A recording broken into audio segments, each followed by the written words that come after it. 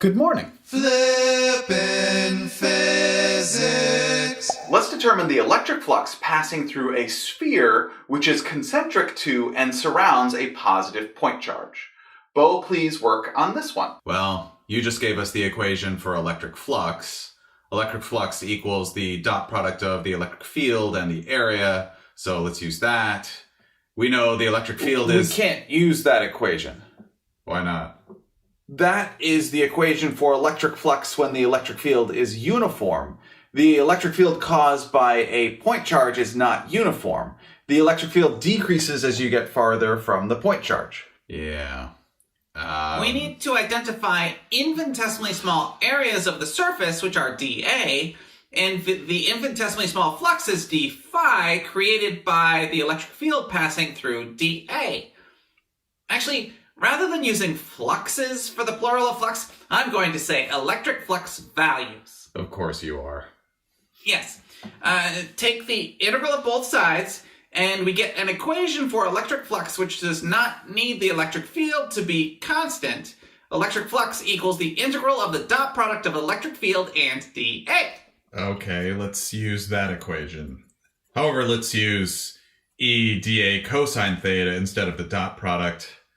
The angle between the electric field and area dA is, for every area dA, equal to 0. That is because the electric field is always outward and dA is always outward. They are both in the same direction. The cosine of 0 is 1. Actually, the electric field has the same magnitude as it passes through every infinitesimally small area dA on the concentric spherical surface through which we are finding the flux. It does? Yeah, Coulomb's law gives the electrostatic force as the Coulomb constant times charge 1 times charge 2, all divided by the square of the distance between centers of charge, all times unit vector r. The electric field equals the electrostatic force divided by the charge on the small positive test charge. That means the electric field around a positive point charge equals the Coulomb constant times the test charge times the point charge, all divided by the square of the distance between centers of charge, and all of that divided by the test charge. The charge of the test charge cancels out, and the electric field around a point charge equals the Coulomb constant times the charge of the point charge, all divided by the square of the distance between the center of the point charge and the location of the electric field. In other words, the electric field which surrounds and is caused by a point charge is constant at a constant radius. The concentric sphere has a constant radius, so the electric field there is constant. So we can take electric field out from under the integral. In other words, we could have just used the equation I started with. Maybe, but this is mathematically a more rigorous approach. Okay. The integral of dA is A, the area of the concentric spherical surface. The surface area of a sphere equals 4 pi r squared. We can substitute in the equation for the electric field which surrounds a point charge and the equation for the surface area of a sphere into the electric flux equation. The square of the distance from the center of the point charge to the electric field cancels out, and that looks good to me. We also know the Coulomb constant equals the inverse of the quantity 4 pi times the permittivity of free space. 4 pi cancels out, and we get a more elegant answer. The electric flux which passes through a sphere which is concentric to a positive point charge equals the charge of the positive point charge divided by the permittivity of free space. Sure. A more elegant answer using a more mathematically rigorous approach. So the electric flux is independent of the radius of the concentric spherical surface? Cool. That is weird. Yeah. Yep.